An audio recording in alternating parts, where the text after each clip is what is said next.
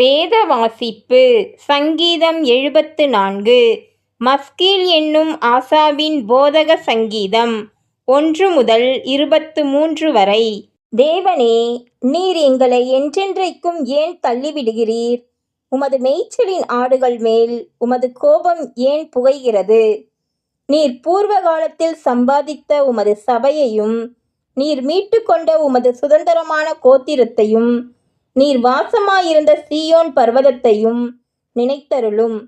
நெடுங்காலமாக பாழாய் கிடக்கிற ஸ்தலங்களில் உம்முடைய பாதங்களை எழுந்தருள பண்ணும் பரிசுத்த ஸ்தலத்திலே சத்துரு அனைத்தையும் கெடுத்து போட்டான்.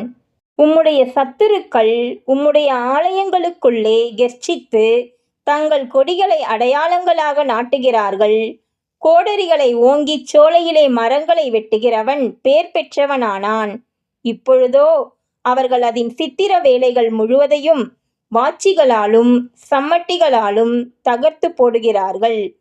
உமது பரிசுத்த ஸ்தலத்தை அக்கினிக்கு இரையாக்கி உமது நாமத்தின் வாசஸ்தலத்தை தரைமட்டும் இடித்து அசுத்தப்படுத்தினார்கள். அவர்களை ஏகமாய் நிர்த்தூளியாக்குவோம் என்று தங்கள் இருதயத்தில் சொல்லி தேசத்திலுள்ள ஆலயங்களையெல்லாம் சுட்டெரித்து போட்டார்கள்.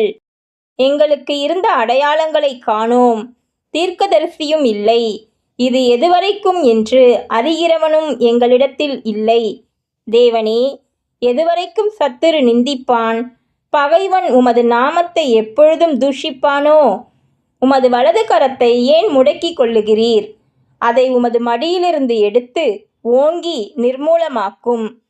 பூமியின் நடுவில் இரட்சிப்புகளை செய்து வருகிற தேவன் பூர்வகால முதல் என்னுடைய ராஜா. தேவரீர் உமது வல்லமையினால் சமுத்திரத்தை இரண்டாக பிளந்து ஜலத்திலுள்ள வலுசர்ப்பங்களின் தலைகளை உடைத்தீர். தேவரீர் முதலைகளின் தலைகளை நறுக்கி போட்டு அதை வனாந்தரத்து ஜனங்களுக்கு உணவாக கொடுத்தீர். ஊற்றையும் ஆற்றையும் பிளந்து விட்டீர். மகா நதிகளையும் வற்றி போக பண்ணினீர். பகலும் உம்முடையது, இரவும் உம்முடையது. தேவரீர் ஒளியையும் சூரியனையும் படைத்தீர். பூமியின் எல்லைகளையெல்லாம் திட்டம் பண்ணினீர். கோடை காலத்தையும் மாரி காலத்தையும் உண்டாக்கினீர். கர்த்தாவே, சத்துரு உம்மை நிந்தித்ததையும் மதியீன ஜனங்கள் உமது நாமத்தை தூஷித்ததையும் நினைத்து கொள்ளும். உமது காட்டுப்புறாவின் ஆத்துமாவை துஷ்டருடைய கூட்டத்திற்கு ஒப்புக்கொடாதேயும். உமது ஏழைகளின் கூட்டத்தை என்றைக்கும் மறவாதேயும். உம்முடைய உடன்படிக்கையை நினைத்தருளும். பூமியின் இருளான இடங்கள் கொடுமையுள்ள குடியிருப்புகளால் நிறைந்திருக்கிறதே.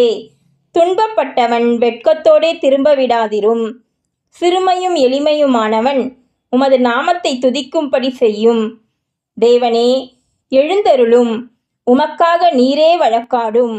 மதியீனனாலே நாடோறும் உமக்கு வரும் நிந்தையை நினைத்து கொள்ளும். உம்முடைய சத்துருக்களின் ஆரவாரத்தை மறவாதேயும். உமக்கு விரோதமாய் எழும்புகிறவர்களின் அமளி எப்பொழுதும் அதிகரிக்கிறது. கர்த்தர் தாமே நம்மை ஆசீர்வதிப்பாராக. தேவனுடைய வருகை மிக சமீபமாயிருக்கின்றது. ஆமென்.